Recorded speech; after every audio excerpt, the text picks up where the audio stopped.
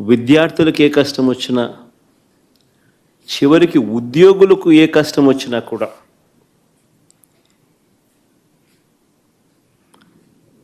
ఇదే కాక అధికారం కోసం చంద్రబాబు నాయుడు చేసిన మోసాలు, ఆయన సూపర్ 6, ఆయన సూపర్ 7 సహా 143 హామీలు తానిచ్చి అడ్డగోలుగా ప్రజలను మోసం చేసి అడ్డగోలుగా తాను పరిపాలన చేస్తూ ఉన్న ఈ సంవత్సర కాలంలో తన మోసాలను ఎండకడుతూ తనను ప్రశ్నిస్తూ ఉన్న పార్టీ కూడా ఒకే ఒక్క వైఎస్ఆర్ కాంగ్రెస్ పార్టీ మాత్రమే.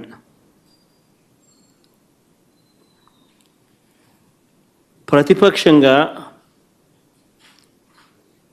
ఒక పార్టీ ఉన్నప్పుడు ఆ పార్టీ ప్రజల అభిప్రాయాలను సమీకరించడం, ప్రజలకు సంఘీభావంగా వారితో పాటు గొంతు కలపడం,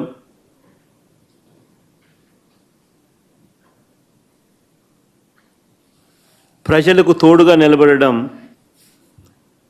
చేయాల్సిన ధర్మం కూడా ప్రతిపక్ష పార్టీదే. వైఎస్ఆర్ కాంగ్రెస్ పార్టీ ఒక్కటే ఇవన్నీ విషయాలలో కూడా ప్రజలకు ఈ సంవత్సర కాలంలో అన్ని రకాలుగా తోడుగా నిలబడింది. ఈ ఏడాది పాలనలో ప్రజలకు తానిచ్చిన ఏ హామీని కూడా చంద్రబాబు గారు నెరవేర్చకపోగా అన్ని రకాలుగా ప్రజలను ఇబ్బందుల పాలు గురి చేస్తూ ఉన్న నేపథ్యంలో రైతులకు సంబంధించి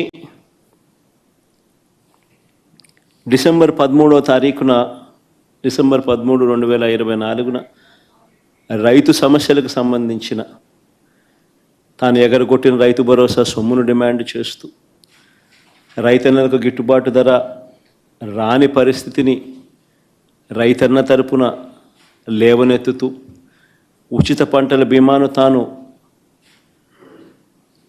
ఎత్తివేసిన పరిస్థితుల్లో తనను ప్రశ్నిస్తూ, సమయానికే ఇచ్చే ఇన్పుట్ సబ్సిడీని నీరుగార్చిన పరిస్థితుల్లో తనను ప్రశ్నిస్తూ రైతుల సమస్యల మీద డిసెంబర్ 13, 2024 అన్నదాతకు అండగా వైఎస్ఆర్సీపీ రాష్ట్ర వ్యాప్త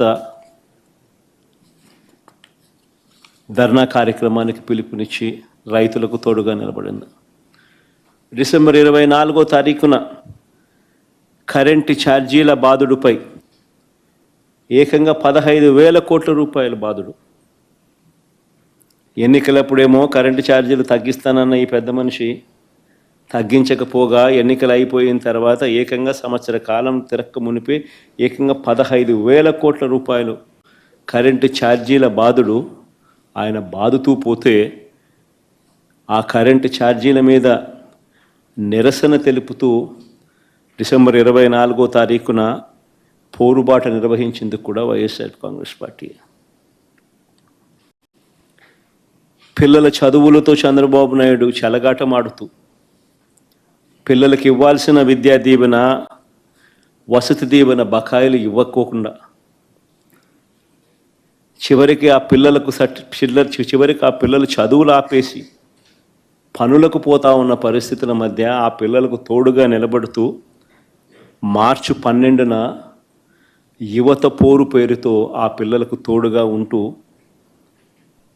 ఈ హామీయే కాకుండా నిరుద్యోగ భృతి సంగతి ఏమిటి, సంవత్సరం గడిచిపోయింది, ఇస్తానన్నావు కదా 36,000 ప్రతి సంవత్సరం, దాని గతి ఏమిటి అని చెప్పి కూడా గట్టిగా నినదిస్తూ యువతకు తోడుగా ఉండి మార్చి 12 యువత పోరు నిర్వహించాం. జూన్ 4 రాష్ట్ర వ్యాప్తంగా చంద్రబాబుకు చేసిన మోసాలను నిలదీస్తూ వెన్నుపోటు దినం కార్యక్రమం ద్వారా ప్రతి అసెంబ్లీ నియోజకవర్గంలో కూడా వేలాది మంది బాధిత ప్రజలతో కలిసి చంద్రబాబు నాయుడు గారు ఎగ్గొట్టిన సూపర్ 6, సూపర్ 7 హామీలనన్నీ కూడా ఎత్తి చూపిస్తూ ఈ ఎగ్గొట్టిన ఈ బాకీల సంగతి ఏమిటి, మీరిచ్చిన బాండ్ల సంగతి ఏమిటి అని చెప్పి గట్టిగా నిలదీస్తూ జూన్ 4వ తారీఖున వెన్నుపోటు దినం రాష్ట్ర వ్యాప్తంగా కూడా చేశాం. ఇప్పుడు కూడా ఒక బృహత్తర ప్రణాళిక తీసుకుని రాష్ట్ర వ్యాప్తంగా కూడా రీకాలింగ్ చంద్రబాబుస్ మేనిఫెస్టో అన్న పేరుతో బాబు ష్యూరిటీ మోసం గ్యారంటీ అన్న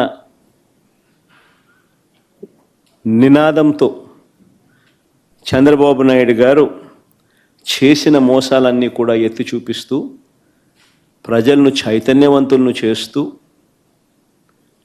చంద్రబాబు నాయుడు గారు ఇచ్చిన బాండ్లను ప్రజలకు మళ్ళీ ఒకసారి వాళ్లకు తెలియజేస్తూ ఆ బాండ్లను తెలుగుదేశం పార్టీ నాయకులకు చూపిస్తూ ఈ సంవత్సర కాలంలో బకాయిలను సంవత్సర కాలంలో వీళ్ళకి ఇవ్వాల్సిన డబ్బులు ఎంత అని వాళ్ళే లెక్కేసుకుని చంద్రబాబు నాయుడు అడిగేట్టుగా,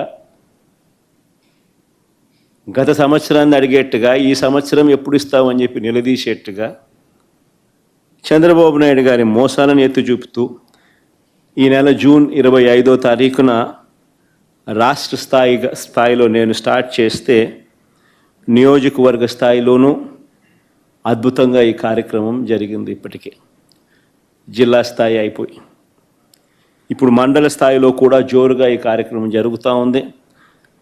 జూలై 21వ తారీఖు నుంచి గ్రామ స్థాయిలోకి కూడా ఈ కార్యక్రమాన్ని ప్రతి గ్రామంలో కూడా జరిగేట్టుగా, చైతన్యవంతులు చేసేట్టుగా, క్యూఆర్ కోడ్ వాళ్ళు డౌన్లోడ్ చేసుకుంటే అన్న మాటలు, చంద్రబాబు నాయుడు గారు గతంలో ఇచ్చిన బాండ్లు, చంద్రబాబు నాయుడు గారి మేనిఫెస్టో, ఇప్పుడు చంద్రబాబు నాయుడు గారు చేస్తూ ఉన్న మోసం, చంద్రబాబు నాయుడు గారు ఎంత బాకీ ఉన్నాడు, చంద్రబాబు నాయుడు గారు మనకి ఎంత ఇవ్వాల్సింది అన్న అన్ని వివరాలతో ప్రజలే ఆ క్యూఆర్ కోడ్ను డౌన్లోడ్ చేసుకుని వాళ్ళ ఫోన్లలో ప్రజలే తెలుసుకుని చంద్రబాబు నాయుడు గారిని గ్రామ స్థాయిలో నిలదీసేట్టుగా ప్రజలను చైతన్యవంతులు చేసే కార్యక్రమం చేస్తూ ఉన్నాం. ఇలా మేము చేసే ప్రతి పని కూడా ఒక కాస్ట్ అనేది, ప్రతి పనిలోనూ ఒక కాస్ట్ కనిపిస్తుంది. విశాల ప్రజా ప్రయోజనాలు కనిపిస్తాయి. ప్రజలకు సంబంధించిన ప్రతి అవసరము, ప్రజల తరపున వారికి సంబంధించిన ప్రతి అంశము లేవనెత్తే ఒక విశాల దృక్పథం, విశాల ప్రజా ప్రయోజనం కనిపిస్తుంది.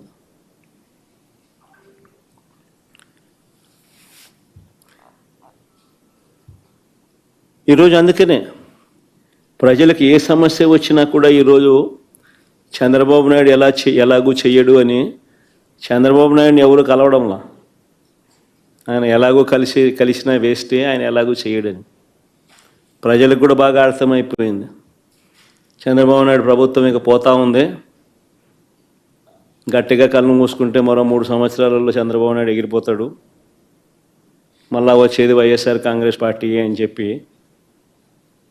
వైఎస్ఆర్ కాంగ్రెస్ పార్టీ తలుపు తడుతూ ఉన్నారు. వాళ్ళకు జరిగిన సమస్యల గురించి చెప్తా ఉన్నారు. ఇది చంద్రబాబు నాయుడు తట్టుకోలేకపోతా ఉన్నాడు. ఇది చంద్రబాబు నాయుడు తట్టుకోలేకపోతా ఉన్నాడు కాబట్టి ప్రతిపక్ష పార్టీని అణచివేయాలని చూస్తూ ఉన్నాడు.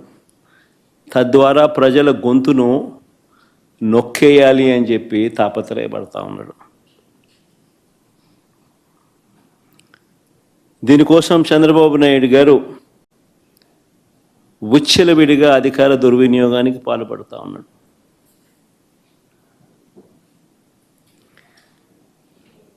గతంలో పోలీసులు ఎలా ఉండేవాళ్ళు మా ప్రభుత్వ హయాంలో అని అంటే, అత్యుత్తమ పనితీరుతో గతంలో పోలీసులు మా హయాంలో అత్యుత్తమ పనితీరుతో, సంస్కరణలతో, పీపుల్ ఫ్రెండ్లీ పోలీసింగ్తో తలెత్తుకొని పోలీసులు పనిచేసే పరిస్థితులు గతంలో ఉండేవి. స్పందన అనే కార్యక్రమం ఉండేది. ఆ స్పందన అనే కార్యక్రమంలో వైఎస్ఆర్ కాంగ్రెస్ పార్టీకి సంబంధించిన వాళ్ళ సమస్యల కన్నా తెలుగుదేశం పార్టీ వారికి సంబంధించిన సమస్యలు ఎక్కువగా పోలీసులు సాల్వ్ చేసేవాళ్ళు.